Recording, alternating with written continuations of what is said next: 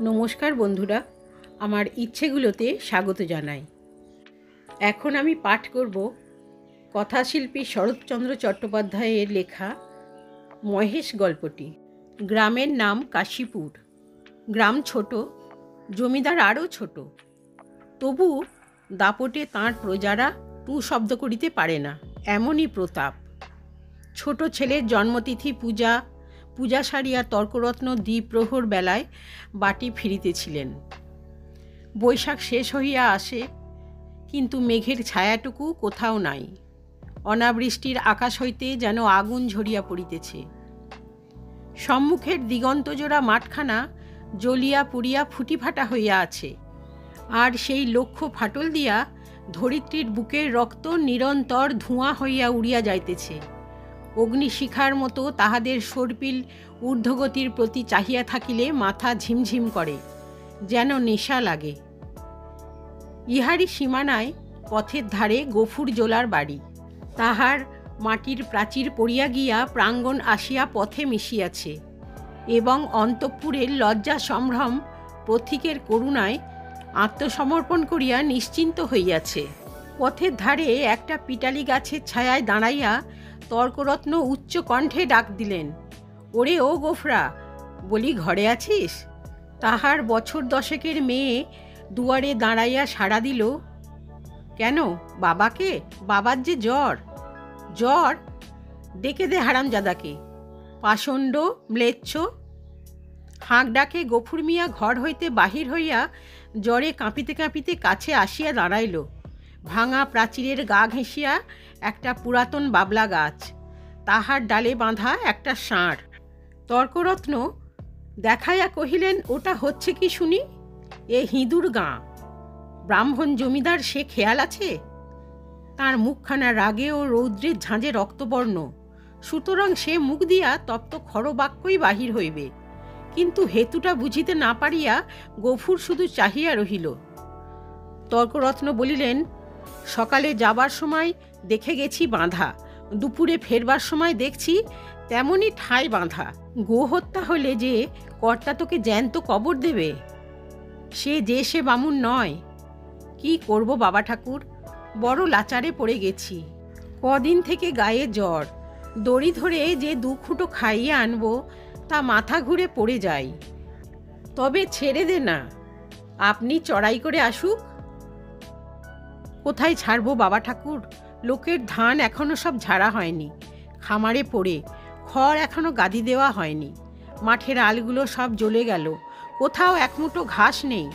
কার ধানে মুখ দেবে, কার গাদা ফেরে খাবে, কেমনি ছাড়ি বাবা ঠাকুর?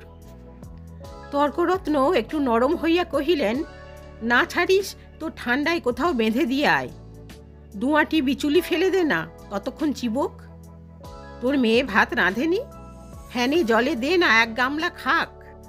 গফুর জবাব দিল না। নিরুপায়ের মতো তর্করত্নের মুখের দিকে চাহিয়া তাহার নিজের মুখ দিয়া শুধু একটি দীর্ঘ নিঃশ্বাস বাহির হইয়া আসিল। তর্করত্ন বলিলেন, তাও নেই বুঝি? কি করলি খড়? ভাগে যা পেলি সমস্ত বেচে পেটাই নমো? গরুটার জন্যে 1 আঁটিও ফেলে রাখতে নেই? বেটা কসাই! এই নিষ্ঠুর অভিযোগে গফুরের যেন বাকরোধ হইয়া গেল। ক্ষণেক পরে ধীরে ধীরে কহিল, কাহনখানেক খড় এবার ভাগে পেয়েছিলাম, কিন্তু গেল সনের বকেয়া বলে কর্তামশাই সব ধরে রাখলেন। কেঁদে কেটে হাতে পায়ে পড়ে বললাম, বাবুমশাই, হাকিম তুমি, তোমার রাজত্বি ছেড়ে আর পালাবো কোথায়? আমাকে 15 বিচুলিও না হয় দাও। চালে খড় নেই, একখানি ঘর বাপ বেটিতে থাকি, তাও না হয় তালপাতার গোঁজা গাজা দিয়ে এ বর্ষাটা কাটিয়ে দেব, কিন্তু না খেতে পেয়ে আমার মহেশ মরে যাবে। তর্করত্ন হাসিয়া কহিলেন, ইস, সাদ করে আবার নাম রাখা হয়েছে মহেশ। হেসে বাঁচিনে। কিন্তু এ বিদ্রূপ গফুরের কানে গেল না। সে বলিতে লাগিল, কিন্তু হাকিমের দয়া হলো না। মাস 2 খোরাকের মতো ধান 2টি আমাদের দিলেন, কিন্তু বেবাক খড় সরকারে গাদা হয়ে গেল। কুটোটিও পেলাম না। বলিতে বলিতে কণ্ঠস্বর তাহার অশ্রুভারে ভারী হইয়া আসিল, কিন্তু তর্করত্নের তাহাতে করুণার উদয় হইল না। কহিলেন, আচ্ছা মানুষ তো তুই, খেয়ে রেখেছিস, দিবি নে? জমিদার কি তোকে ঘর থেকে খাওয়াবে নাকি? তোরা তো রাম রাজত্বে বাস করিস, ছোট লক্ষ্মী না, তাই তার নিন্দে করে মরিস। গফুর লজ্জিত হইয়া বলিল, নিন্দে করব কেন বাবা ঠাকুর? নিন্দে তার আমরা করি নে, কিন্তু কোথা থেকে দিই বলো তো? বিঘে চারেক জমি ভাগে করি, কিন্তু উপরি উপরি দূষণ অজম্মা। মাঠের ধান মাঠে শুকিয়ে গেল, বাপ বেটিতে দুবেলা দুটো পেট ভরে খেতে পর্যন্ত পায়নি। ঘরের পানে চেয়ে দেখো, বৃষ্টি বাদলে মেয়েটাকে নিয়ে কোণে বসে রাত কাটায়, পা ছড়িয়ে শোবার ঠাঁই মেলে না। মহেশকে একটিবার তাকিয়ে দেখো, পাঁজরা গোনা যাচ্ছে। দাও না ঠাকুরমশাই, কাহন দুই ধার, গরুটাকে দুদিন পেট পুড়ে খেতে দিই। বলিতে বলিতেই সে ধপ করিয়া ব্রাহ্মণের পায়ের কাছে বসিয়া পড়িল। তর্করত্ন তীরবৎ দু পা পিছিয়া গিয়া কহিলেন, আমর ছুঁয়ে ফেলবি নাকি? না বাবা ঠাকুর, ছোঁবো কেন, ছোঁবো না, কিন্তু দাও এবার আমাকে কাহন দুই খড়। তোমার চার চারটে গাদা সেদিন দেখে এসেছি, এ কটি দিলে তুমি টেরও পাবে না।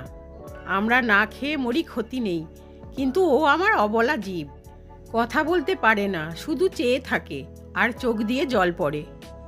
তর্করত্ন কহিল, ধার নিবি? শুধবে কি করে শুনি? গফুর আশান্বিত হইয়া ব্যগ্রস্বরে বলিয়া উঠিল, যেমন করে পারি শুধবো বাবা ঠাকুর, তোমাকে ফাঁকি দেব না। তর্করত্ন মুখে এক প্রকার শব্দ করিয়া গফুরের ব্যাকুল কণ্ঠের অনুকরণ করিয়া কহিলেন, ফাঁকি দেব না, যেমন করে পারি শুধবো। রসিক নাগর, যা যা সর, পথ ছাড়, ঘরে যাই, বেলা বয়ে গেল। এই বলিয়া তিনি একটু মুচকিয়া হাসিয়া পা বাড়াইয়া সহসা সভয়ে পিছাইয়া গিয়া সক্রোধে বলিয়া উঠিলেন, আমর শিং নেড়ে আসে যে, গুঁতবে নাকি? গফুর উঠিয়া দাঁড়াইল। ঠাকুরের হাতে ফলমূল ও ভিজা চালের পুঁটুলি ছিল, সেইটা দেখাইয়া কহিল, গন্ধ পেয়েছে, এক মুঠো খেতে চায়।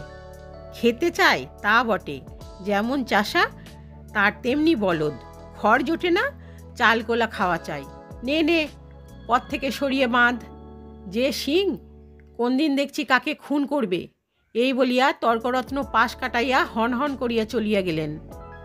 গফুর সেদিক হইতে দৃষ্টি ফিরাইয়া ক্ষণকাল স্তব্ধ হইয়া মহেশের মুখের দিকে চাহিয়া রহিল।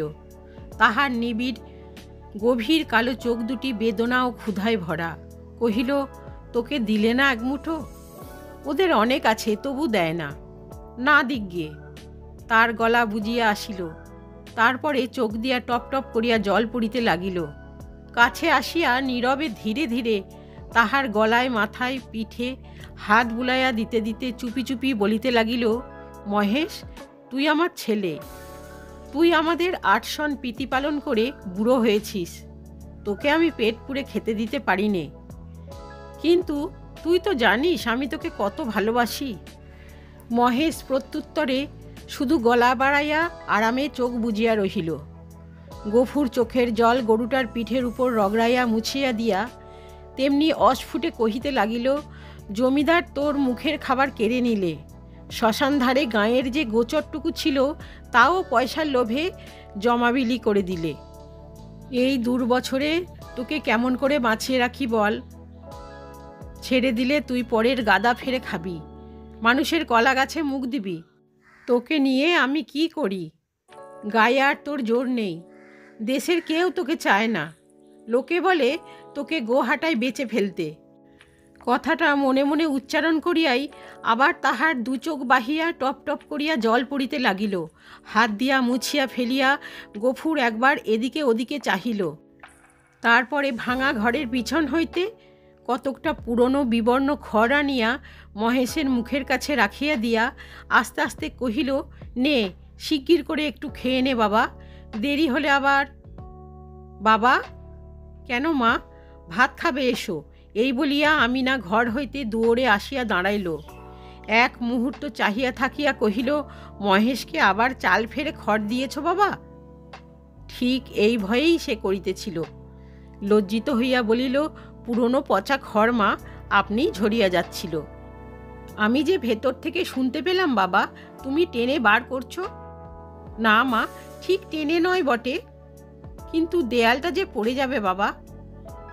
গফুর চুপ করিয়া রহিল। একটিমাত্র ঘর ছাড়া যে আর সবই গেছে, এবং এমন ধারা করিলে আগামী বর্ষায় ইহাও টিকিবে না, এ কথা তাহার নিজের চেয়ে আর কে বেশি জানে। অথচ এ উপায়েই বা আর কটা দিন চলে। মেয়ে কহিল, হাত ধুয়ে খাবে এসো বাবা, আমি বেড়ে দিয়েছি। গফুর কহিল, ফ্যানটুকু দে তো মা, একবার খাইয়ে দিয়ে যাই। ফ্যান যে আজ নেই বাবা, হাঁড়িতেই মরে গেছে। নেই? গফুর নীরব হইয়া রহিল। দুঃখের দিনে এটুকুও যে নষ্ট করা যায় না, এই 10 বছরের মেয়েটাও তাহা বুঝিয়াছে।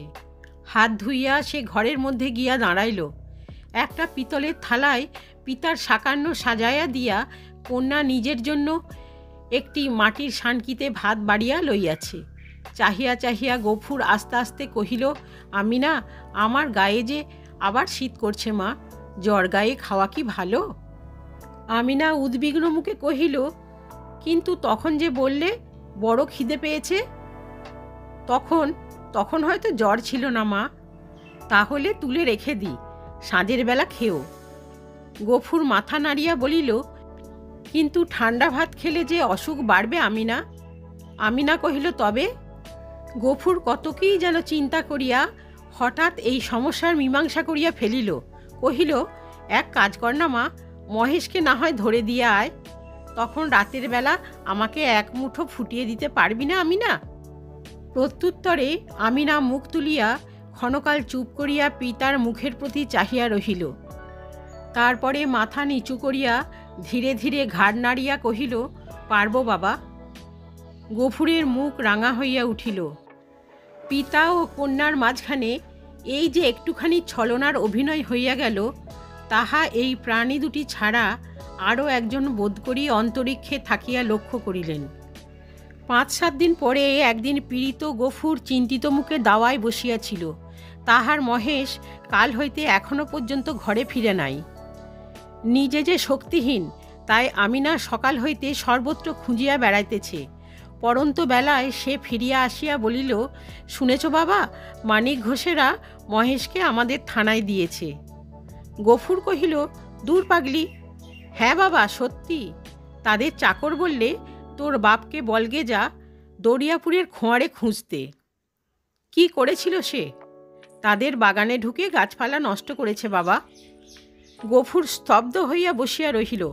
মহেশের সম্বন্ধে সে মনে মনে বহু প্রকার দুর্ঘটনা কল্পনা করিয়াছিল, কিন্তু এ আশঙ্কা ছিল না। সে যেমন নিরীহ তেমনি গরিব, সুতরাং প্রতিবেশী কেহ তাহাকে এত বড় শাস্তি দিতে পারে এ ভয় তাহার হয় নাই। বিশেষত মানিক ঘোষ, গো ব্রাহ্মণে ভক্তি তাহার এ অঞ্চলে বিখ্যাত। মেয়ে কহিল, বেলা যে পড়ে এলো বাবা, মহেশকে আনতে যাবে না? গফুর কহিল, না, কিন্তু তারা যে বললে 3 দিন হলেই পুলিশের লোক তাকে গোহাটায় বেচে ফেলবে।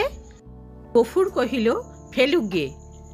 গোহাটা বস্তুটা যে ঠিক কি আমিনা তাহা জানিত না, কিন্তু মহেশের সম্পর্কে ইহার উল্লেখ মাত্রেই তাহার পিতা যে কিরূপ বিচলিত হইয়া উঠিল, ইহা সে বহুবার লক্ষ্য করিয়াছে। কিন্তু আজ সে কোনো কথা না কহিয়া আস্তে আস্তে চলিয়া গেল।